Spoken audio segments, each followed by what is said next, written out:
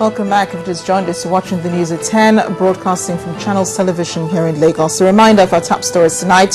Senate summons Finance Minister over implementation of 2013 budget. State Security Service foils kidnap attempt on one of the daughters of President Umar Musa Yar'Adua. Anambra Special Duties Commissioner to submit resignation letter tomorrow to enable him pursue fraud allegation. And Egyptian police general killed during raid by Muslim Brotherhood near Cairo.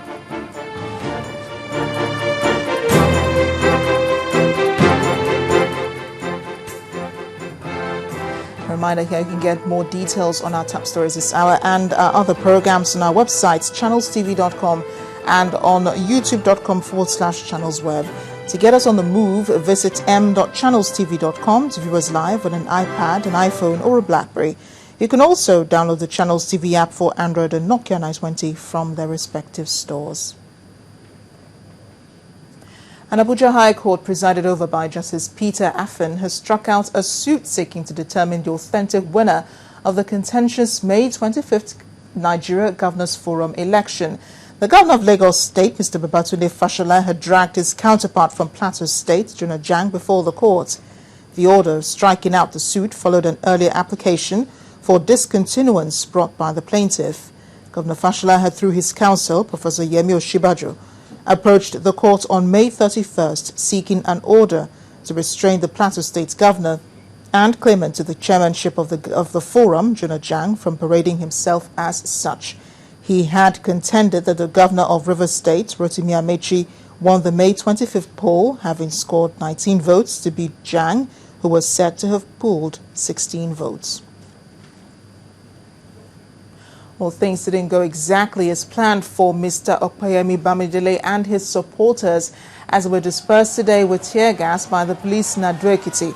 Mr. Bamidele came into Ekiti State Capital with a mammoth crowd in what looked like a move to declare his political ambition. A few hours later, the police arrived to dismiss them.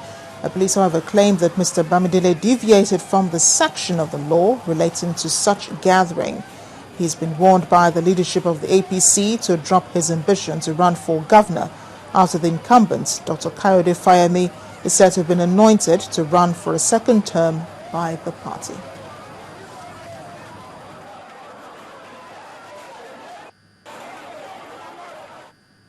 We're in the courts now, but for a different reason. As his October 15th retirement date draws closer, the suspended president of the Court of Appeal, Justice Ayo Salami, has been speaking on the intrigues that led to his removal from office. Justice Salami, who has been unable to act for a long time now due to the refusal of the federal government to act on the recommendation of the National Judicial Council, noted that he is leaving the judiciary a happy and fulfilled man. He was speaking at a book launch in his honor by the Ilorin branch of the Nigerian Bar Association. According to him, "We leave everything to God Almighty. He's a final arbiter, but I assure you, in spite of everything that happened, I am a very happy man." Well, back here in Lagos, State Governor Babatunde Fashola has launched the registration of residents in the state. Therefore, if you reside here in Lagos, you can now go to any local government to be registered. Our correspondent Ihochi Ikechukwu tells us more. 18 million people in Lagos, but the state government believes planning for its residents goes beyond mere numbers. You must know them better for any policy to be effective. That is why the launch of the Lagos State Residence Registration Exercise, which has been some time coming.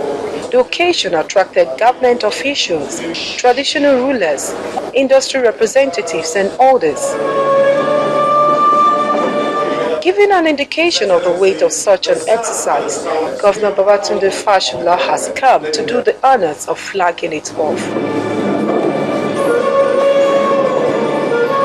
Any government that understands that its primary purpose is about people, as we do, such a government will pursue data collection and data gathering as very critical infrastructure. But how does the registration exercise work, you may ask? There are 2 modes of registration, online and direct registration. Registration involves the capturing of biometrics, which is your fingerprint, all 10 digits, your signature, and your digital image, which is your face. You will be issued first with a temporary card. When you register, that temporary card generates a unique number. And then once you carry that temporary card, we will verify all the data that you have given us. And when we are satisfied and concluded the verification, we will issue you a permanent plastic identity card, which will all be free. And what is the perception of the average Lagos resident? We needed something that we use as a means of identification to know people who reside within our estate. So for security, it's going to help a lot. When the exercise is eventually done, it is expected to aid government in the allocation of resources to the residents of the state. Ihochi Ikeju, Channels Television News. Education. Now, the industrial action embarked on by the Academic Staff Union of Universities has entered its 12th week. Now, in spite of the 130 billion naira given by the federal government in August to fulfill part of the agreement, university teachers remain unimpressed and resist the strike action and insist that it must continue until its entire demands are met. On our big story tonight, our correspondent Gloria Omizoke takes a look at the ASUU strike and the impact so far. Indomie instant noodles, tasty nutrition, good for you.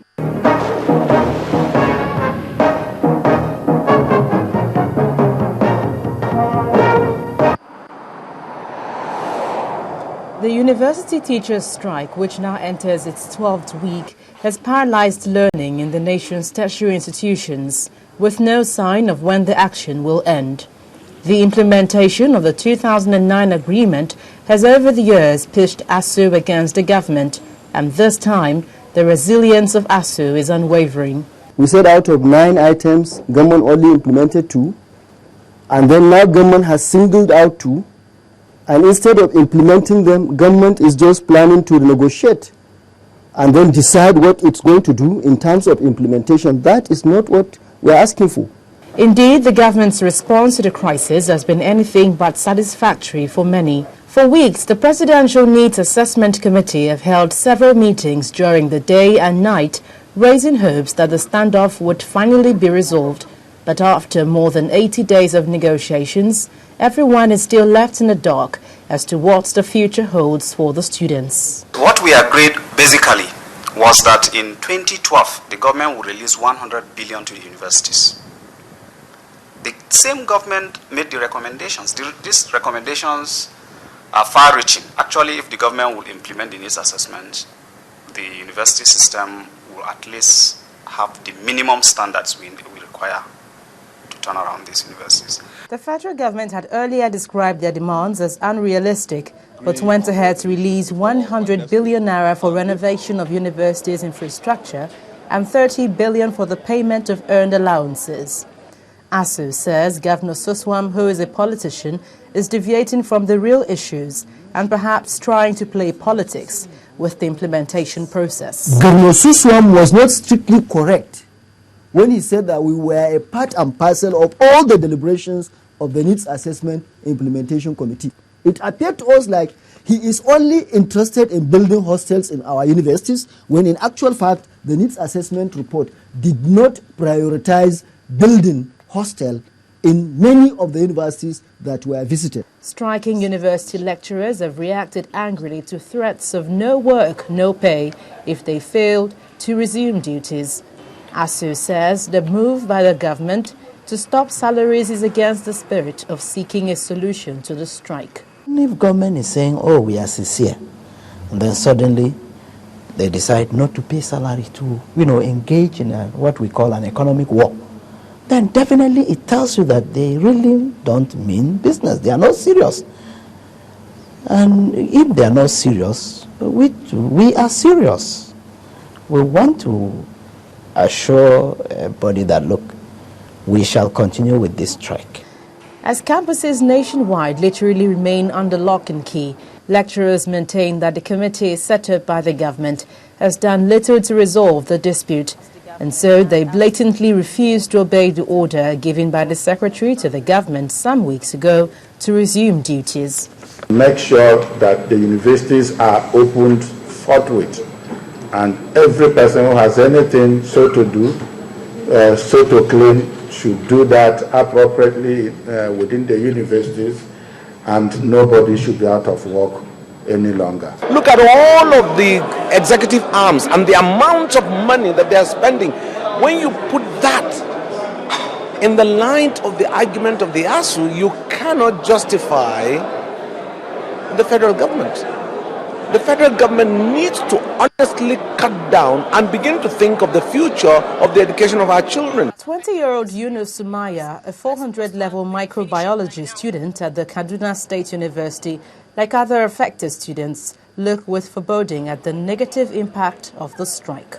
As the two outstanding issues which defined the ongoing strike remain unresolved, some nurse the feeling that ASU is perhaps upholding the fight to secure their pockets, while others stand in full support given the dishonesty of the government over the years. How the pendulum will eventually swing is yet unknown. Gloria Umejuke, Channels Television News.